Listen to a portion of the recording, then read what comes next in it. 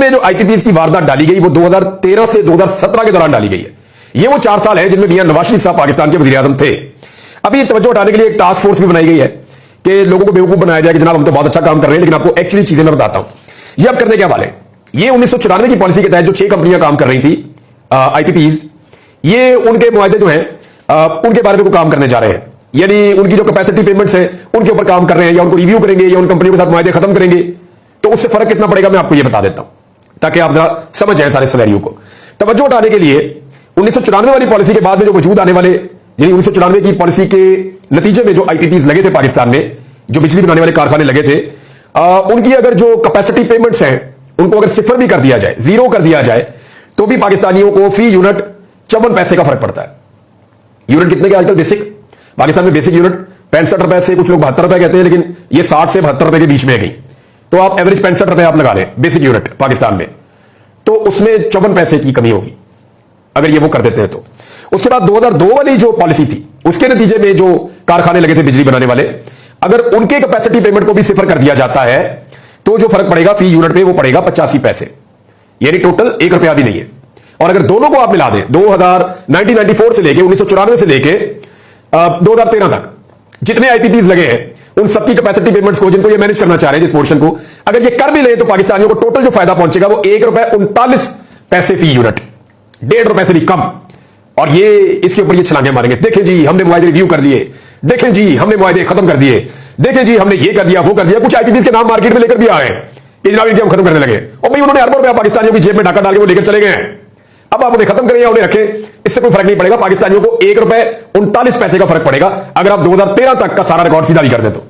असल में जो पाकिस्तान के साथ जुल्म हुआ वो 2013 में जब नवाज शरीफ साहब आए, उन्होंने आगे जो पॉलिसी बनाई उसके नतीजे में हुआ, जो 2017 तक कारखाने लगे। अब मैं आपको यह बताता हूं कि अगर इनको कर भी दिया ना चवन्नियों अठवन्नियों के अंदर पाकिस्तानियों को फायदा होगा, इससे ज्यादा नहीं होगा। जो पुराने आईपीपीज हैं उन पे पाकिस्तान को फायदा नहीं होगा। अगर उनके मुआहदों को रिव्यू किया गया या कैंसिल किया गया तो फायदा होगा जो नए मंसूबे जो नवाज शरीफ साहब ने 2013 के बाद लगाए थे, अगर उनको रिव्यू किया जाए या उनको कैंसिल किया जाए या उनकी कैपेसिटी पेमेंट्स खत्म की जाए तो फिर पाकिस्तान को फायदा होगा। देखिए पहले क्या होता था, जो पाकिस्तान को नवाज शरीफ साहब की हुकूमत आने से पहले 2013 में जो पाकिस्तान को कैपेसिटी पेमेंट पड़ती थी ना, वो कितनी होती थी, वो 384 अरब रुपए थी। यानी एक साल में पाकिस्तान को 384 अरब रुपए की कैपेसिटी पेमेंट पड़ती थी नवाज शरीफ के 2013 में वजीर आजम बनने से पहले। लेकिन जब नवाज शरीफ वजीर आजम बने और अपनी पॉलिसी लेकर आए, अब उसके नतीजे में पाकिस्तान को 2100 अरब रुपए की कैपेसिटी पेमेंट देनी पड़ती है। यानी लगभग 1800 अरब रुपए का, 1700 से 1800 अरब रुपए का नवाज शरीफ साहब ने इस कौम को बोझ उनके ऊपर लादा है, गरीब पाकिस्तानियों के ऊपर 17 से 1800 अरब रुपए का। यह मियां नवाज शरीफ साहब ने पाकिस्तान के साथ किया। और उस बीच में फिर आ गई इमरान खान साहब की हुकूमत। जब इमरान खान साहब की हुकूमत आई तो इमरान खान साहब ने क्या किया कि उन्होंने आईपीपीज के साथ बातचीत करना शुरू की, और बातचीत उन्होंने यह करना शुरू की कि जनाब आपने डॉलर रेट के ऊपर फिक्स किया हुआ है, फॉर गॉड से किसी चीज के ऊपर तो बैठे हमारे साथ। तो जब उनके ऊपर दबाव डाला तो उस दबाव के नतीजे में यह तय पा गया कि 148 रुपए के ऊपर फिक्स कर देते हैं, डॉलर रेट नहीं होगा, 148 रुपए के ऊपर फिक्स कर देते हैं। क्योंकि ये चाइनीज कंपनियां थी, ये मुनाफा सारा चाइनीज कंपनियों को जा रहा था। तो चाइनीज कंपनियां जो है, कोई भी कंपनी नहीं चाहेगी कि मुनाफा ना ले, हर कंपनी यही चाहेगी कि मुनाफा ले, हम हर कंपनी कारोबार इसलिए करती है कि वो मुनाफा ले। उन्होंने काफी इसके ऊपर रिएक्शन दिया। तो उस वक्त तमाम पॉलिटिकल पार्टीज ने और बहुत सारे सहाफियों ने यह कहना शुरू कर दिया कि पीटीआई हुकूमत ने सीपैक खत्म कर दिया, सीपैक को खत्म कर दिया, सीपैक जो है उसका वजूद बिठा दिया। नवाज शरीफ सीपैक लेकर आया था, इमरान खान ने सीपैक खत्म कर दिया, चीन को नाराज कर दिया।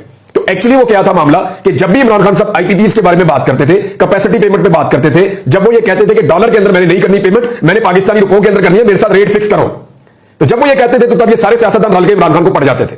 और अगर इमरान खान ने वो एहसान ना किया होता, 148 रुपए के ऊपर फिक्स ना किया होता डॉलर रेट के बजाय, तो आज पाकिस्तानी कैपेसिटी पेमेंट 280 रुपए के हिसाब से दे रहे होते। और ये जो 2100 अरब रुपए है ना, ये 3000 अरब रुपए से ऊपर चला जाता। तो 3000 अरब रुपए का मतलब आप समझ लें कितना बड़ा डाका पाकिस्तानियों के जेब पे डलना था।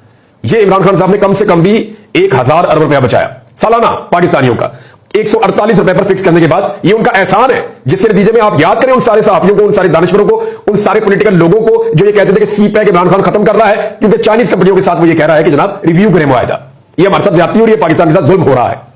तो असल मुजरिम कौन है? 2013 वाली हुकूमत, मियां नवाज शरीफ साहब की हुकूमत और उनकी पॉलिसी। अगर 1994 और 2002 ये वाली पॉलिसियां जो है वो, और 2013 वाली भी, ये सारी की सारी पॉलिसियां कोई आईपीपीज ने खुद नहीं बनाई थी, ये उस दौर की हुकूमतों ने बनाई थी।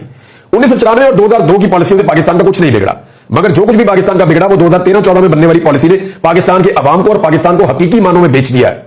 ये इन्होंने किया जी पाकिस्तान के साथ। अब कैपेसिटी पेमेंट जो हम दिया करते थे 384 अरब नवाज शरीफ के वज़ीर-ए-आज़म बनने से पहले, वो अब हमें देने पड़ते हैं 2100 अरब रुपए तक। और अगर इमरान खान साहब उसके बीच में ब्रेक ना लगाते तो आज वो पैसा पता कितना होता? आज वो पैसा होता 3000 अरब रुपए से ज्यादा।